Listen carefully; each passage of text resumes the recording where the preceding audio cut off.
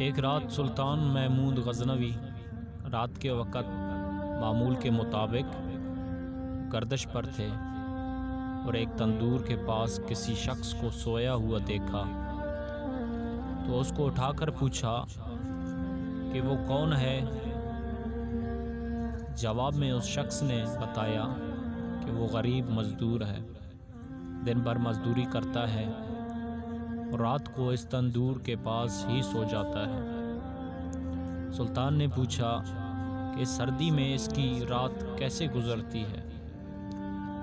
تو اس مزدور نے جواب میں جو کہا اس نے سلطان کو ہلا کر رکھ دیا۔